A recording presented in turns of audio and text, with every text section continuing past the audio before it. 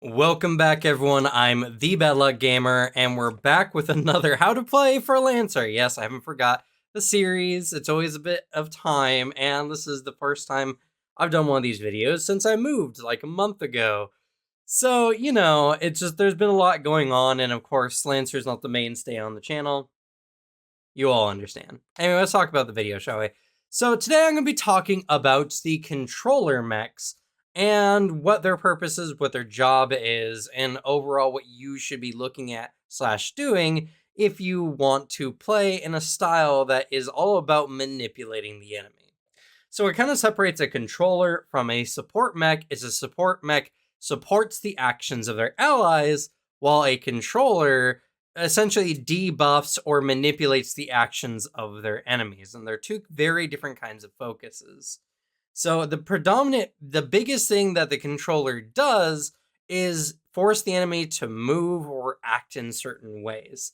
Since Lancer essentially has an automatic move action, just forcing an enemy to move might not be enough unless they're, a certain distance out. And considering it's a mech game, ranges also mean that just a simple move isn't going to be enough to make a controller a controller.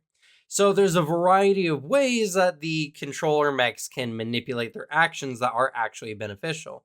One of the biggest ways is immobilizing the enemy, which just stops them from moving altogether, or from the slowed condition, which makes it so the enemy can only do their singular move action. Jamming is another really big controller action because it just prevents the enemy from doing anything of worth besides like an improvised attack or moving. They can't even use their boosters. So it's all about just putting these pretty devastating conditions on enemies to make it so that they don't do anything, so that your allies can, blow them down with whatever firepower they have, and you don't have to worry about that enemy retaliating or anything of the like. Or even just putting an enemy in a really bad situation if you have allies who have like area attacks, for instance. So controller mechs are really looking out for having as much tech attack and sensor range as possible. Considering that most controller-based actions are based on tech actions, a higher tech attack is good, and in the same note, a sensor range allows you to affect enemies at a further distance. Being a controller mech is about affecting the right enemy at the right time, either killing or getting an enemy in a bad position so they can die quicker, or getting a dangerous enemy out of the team's way so that they can go and blow all the other enemies away first before dealing with that more dangerous enemy. So now that you know generally what you should be looking for in a controller mech, let's talk about what Lancer currently has in the game. Granted, there are mechs coming out all the time, and there's plenty of really good community mechs that Lancer also supports, so, this isn't going to cover all the bases, obviously. So when it comes to selecting your frame, you want a frame that has a very high starting systems level, because you're going to need all kinds of cool gadgets or tech in your mech to do more things. And obviously you can't rely on weapons like less, systems-based mechs do focus on. So you're probably not going to have as much firepower, but that's generally going to be okay. The Minotaur is a very good mech in general because it is predominantly a controller mech, though it can be very easily built into a controller tank mech, as many of its features focused on having the enemy move towards the Minotaur itself. Now, if you look at its general stat line, you can see that sensor range is not anything too special. I mean, it's higher than some mechs, but it's not anywhere near something like the Goblin, for instance, that has like a 20 range, which is generally okay because it has a 12 in its HP, which is a lot higher than that the aforementioned Goblin mech has. Plus, this mech does come with an initial +1 tech attack bonus, which is incredibly good. And as well, if we look at the frame traits, localized maze makes it so that any hostile characters cannot pass through the Minotaur space no matter what, no matter their size. And any mech, no matter the size, must stop when it becomes engaged with the Minotaur. This means that if the Minotaur stands in like a narrow corridor or something, nothing is getting by it first without trying to blast through the Minotaur, which is why it's a innately high HP type of mech. One of my favorite abilities from the Minotaur's license is the Mesmer charges. It's a limited 2 system, but essentially you get a grenade or mine that allows you to manipulate enemy actions. You can either throw a grenade at a range 5 to any enemy to force them, if they make any move actions, they must move towards the Minotaur itself. Or you can set it down as a mine, which mines are a really big thing, and I'll talk about it a little bit more with one of the later mechs, that if the enemy triggers this mine, they become immobilized until the end of their next turn. So on their turn, they strike it, or they trigger it, they have to stop moving, they can't do anything, and next turn they can't move either. This is really good. Also, if you have other kind of manipulate actions to force an enemy to walk into one of your mines, that also can be really powerful as well.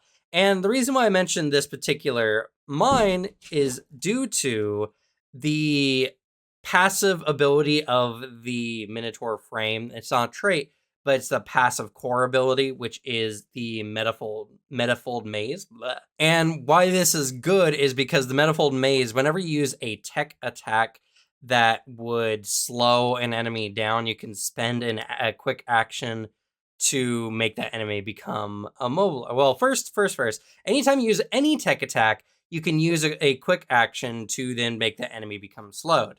Then the enemy becomes immobilized if they were already slowed, and then they become stunned if they were already immobilized, which is really good. And why the Mesmer charge is really good is because what you can do is you can set the mine down anytime that the enemy goes and strikes that mine. They're obviously immobilized until the start of their next turn, which means on your next turn, whenever that is, as long as you go before they do, all you have to do is hit them with any tech attack you have and then stun them for that turn instead, which is incredibly devastating, and it works really well with the Minotaur. It's overall a very solid mech, and not even the only one we're going to be talking today. Next up, we're going to actually talk about the Cobalt, which the Cobalt is a very different type of controller mech, because what it does is terraforming rather than manipulating enemies directly.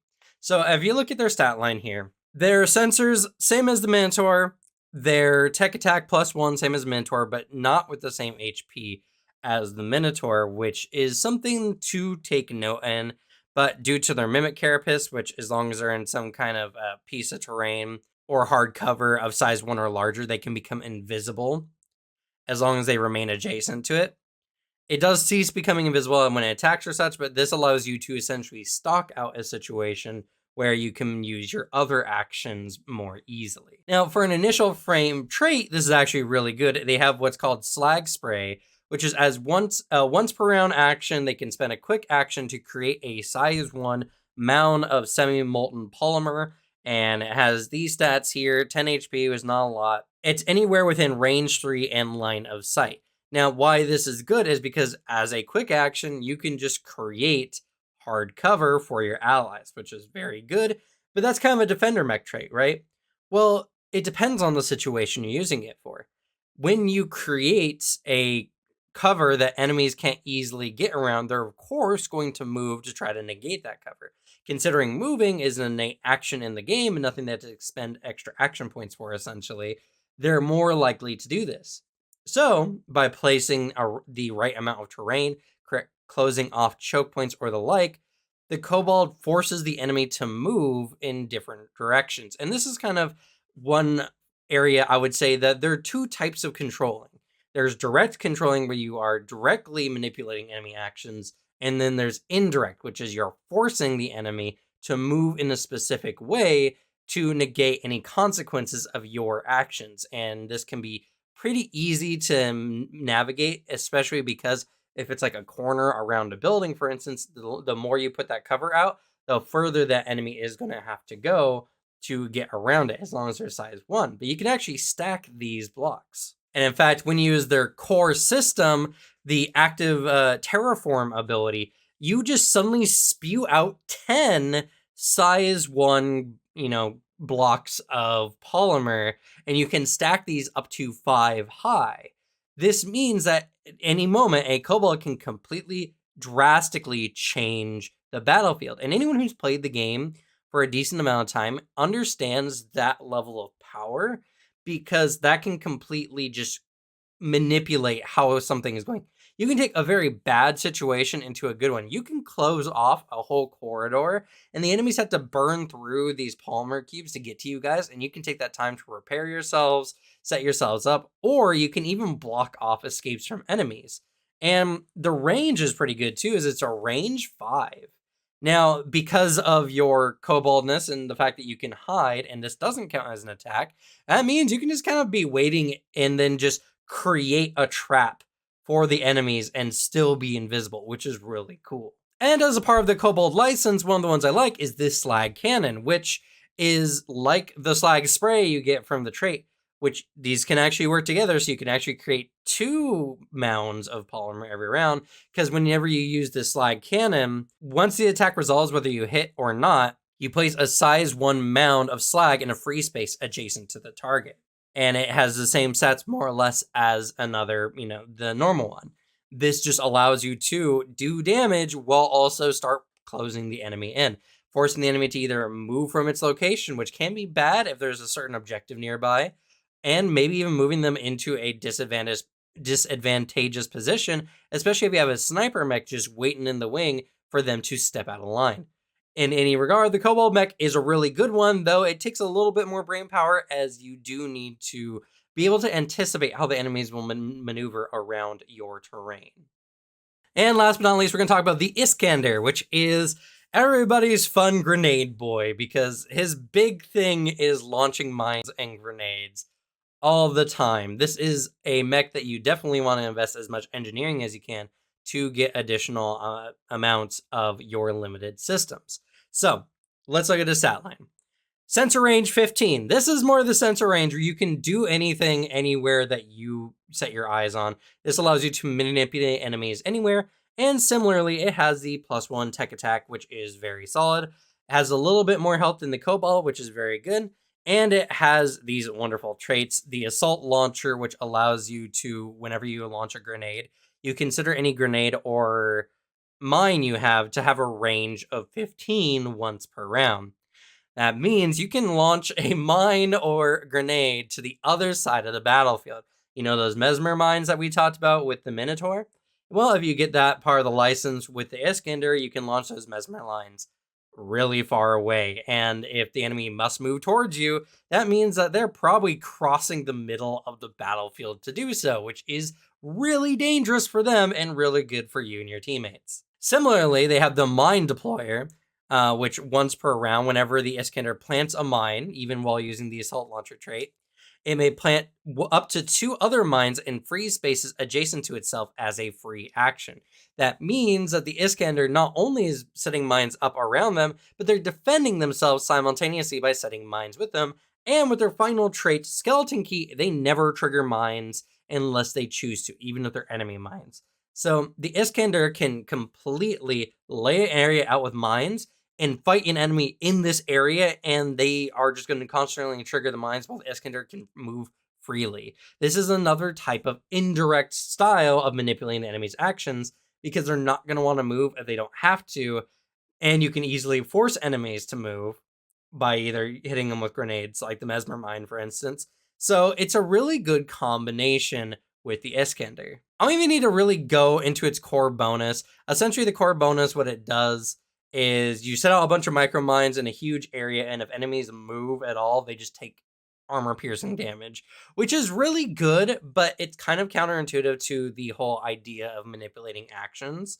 because you make it where, true, the enemy wants to move, but they have to take a penalty in doing so, which is solid, but it can also force an enemy to just stubbornly squat out an area, which might not be what you want it to do in the overall combat. And the system I like from the Iskander is the repulse field. It's really easy for a quick action. You just activate it in a burst 2 around you. The enemy needs to make a hull save. Yep, hull save, or be knocked 2 squares away from, or 2 hexes away from you, directly away. And all the mines in the area detonate, which is very good if you set up the battlefield appropriately. And as well, being able to force an enemy into a position where they run over your mines It just makes the Iskander work, and it also prevents the Iskander from really being, bullied by some kind of melee mechs because you can just push them away. It's really, really good. So let's talk about some extra systems from some of the other licenses that might work out. Some of these might surprise you. First, we're going to talk about the Horror_OS or Horus system upgrade 1 from the Goblin. This is in their first tier, correct? Yep, first tier. And Puppet system is just nasty. On a successful tech attack, the enemy moves its maximum speed in a direction of your choice. They can be moved into hazardous areas and other obstacles. They're still affected by difficult terrain and other obstructions, though. But this, despite being involuntary, this does provoke reactions and engagement as normal and doesn't count as knockback, pushing, or pulling. That's actually really huge because there's a lot of mechs or types of enemies out there that are really resistant to being pushed or anything of the like. So this allows to get around that as long as that enemy can be affected by tech actions. And as well, this just works in perfect synergy. A Cobalt can force an enemy into a very nasty small corridor or alcove and then just explode polymer everywhere. And then the enemy is suddenly trapped. And that can mean that that enemy is just out of the combat until they manage to break through the polymer. It's even worse if it's a size 2 enemy, because that means they have to break a lot of polymer to get out of that area. And it's really, really bad for them. It's really good, and this has so much synergy with a lot of controller mechs. I mean, obviously, Puppet System, it's the ultimate controller style ability. Next up is one that might surprise you. This comes from the Monarch, which is normally a artillery style mech, and it's the Javelin rockets, which you can pick up in the first license level. This one's really good because you choose 3 spaces, 3 hexes in a 15 range and within line of sight, and they cannot be adjacent to each other. All characters know which spaces are chosen, and you fire a volley of auto-targeting rockets into the air. And so until the start of your next turn, when a character moves into or passes above a chosen space, no more than 10 spaces, the rocket automatically forces them to take 3 kinetic damage. Each space can be triggered once, and then the effect disappears on that space. Why this is good as an action is, again, this kind of works in tandem with like the Cobalt or the Iskander, because you can designate a location and the enemy is going to know where that location is and is not going to want to move there. But because, unlike mines, this isn't a limited system, every round, as a quick action, you can designate 3 hexes to damage enemies that choose to walk through them. This can be a good way to punish enemies from rushing your base, for instance, or wherever you're set up at, and again can be even used with the Cobalt, who's forcing the enemies down certain channels by constantly creating little polymer cubes to get in their way. Overall, the Javelin rockets is really good and a very solid way to add some additional damage to your kit. So now that we talked about the mech frames and systems that you might be looking for, let's talk about some of the talents. Now, normally I do about 3 talents to give you a good range, but there's honestly not that many that I feel fits the overall style of controller. So I only have 2 today. First and foremost is the Hacker. The Hacker is designed to, well, hack the enemies and do a lot of nasty things when they successfully do force the enemy to take a tech attack. So first we're going to talk about the first one here, which is Snow Crash. It's whenever you hit with a tech attack that consumes lock on, the enemy has a choice of either taking 2 heat or be pushed 3 spaces in a direction of your choice. This is really good because, again, heat is pretty bad in this game. There's not a lot of good ways to defend from heat. And so a lot of enemies might be very prone to not want to take the heat and instead be moved in a direction of your choice. This can be ingeniously used to give an enemy the illusion that they're moving into a more advantageous position. By, the enemy's not anywhere they think anyway that's dangerous, you can push them into a direction, and suddenly Cobalt comes up, polymer prison, and now they're stuck for, a few turns. Really strong, very, very good. And as well, the heat is a really good thing, and all it requires is consuming a lock on. And, depending on your style, you might be placing a lock on and then tech attacking to consume it and force this interaction. Not necessarily the optimal choice, but there's so many ways to give lock on in the game that I would say that this is a pretty easy ability to get off. Next is Safecracker, and this one is pretty solid overall. So whenever you invade, which you use the invade action, you can jam their cockpit, which doesn't happen often, so I wouldn't worry about that one. Disable life support, which is really good. The enemy takes the +1 difficulty in all saves until the life support system is rebooted with a successful system check as a quick action. That means the enemy is constantly burning quick actions to hopefully get rid of this hack, or, they're going to be more likely to fall victim to any save based checks, which I'm sure as a controller mech, you're going to have plenty. This is pretty devastating for the enemy. And one of the other things that controller mechs do is make the enemy waste actions. And while it's not necessarily a waste, it's an action not being used to kill your allies on your team. So, I think it's a pretty good use of your time to make sure the enemy's not killing your allies. And then there's hack.slash, which is very interesting. And I wonder if this is a .hack slash or whatever that anime series or game series was back in the past. Interesting homage. But what it does is if you have an enemy that's constantly using quick or full tech actions, so a hacker mech for the like, bam, invade their system, and then they can't use any of their tech actions until they do a full system shutdown or a successful system check as a quick action. This just completely can take out another controller enemy mech, which is very solid and something that, obviously benefits you and your team greatly to shut that ish down. And the other controller one is actually Juggernaut. Not all controller mechs are necessarily tech based. If you have a mech that's particularly really good at, ramming enemies, shoving them, or the like, kind of like the Caliban, then that is a type of direct manipulation of enemy actions, forcing them into different kinds of spaces. And Juggernaut is completely focused on improving rams and grapples. For instance, when you boost, your next ram gets a +1 accuracy and knocks your target back an additional 2 spaces, which is really good and very powerful. Kinetic mass transfer, the next talent in the tree, is really good because when you ram into a target, you can choose to knock your enemy into either another character or some terrain. And when you do so, the character must make a hull save or be knocked prone if it's another character, or they take a d6 additional kinetic damage if it is some kind of obstruction. This is a good way to add some extra damage with your shoves or to knock an enemy prone, which again is going to make the enemy waste actions, which is really, really good. And last but not least is Unstoppable Force, which doesn't really have a lot on the controller side. The one part of it that does work is you do a mega boost. Essentially, once per round when you boost, you can move your maximum speed in a straight line, and you take a 1d3 plus 3 heat, which is a lot. But when you do, you can freely pass through characters the same size as your mech or smaller, and any characters passed through must make a hull save or be knocked prone. It's a really good way to just knock a bunch of people prone if you're piloting a size 2 mech, or you're using the Caliban, who counts as a size 3 mech, which is really good.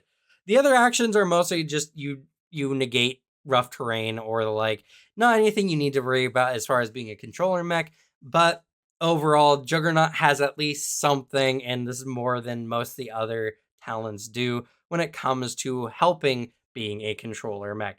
Biggest thing is, as long as you can boost whatever your type of controlling is, any kind of talent can really work. These are just the two that innately kind of affects the bigger pools, which is hacking from invading and the like with tech attacks, or in the case of Juggernaut, if you're just a shove grapple type mech like the Caliban. All right, and core bonuses. Similar to talents, there's just not many that help controller mech specifically with the act of controlling, so I just picked some that were the most useful.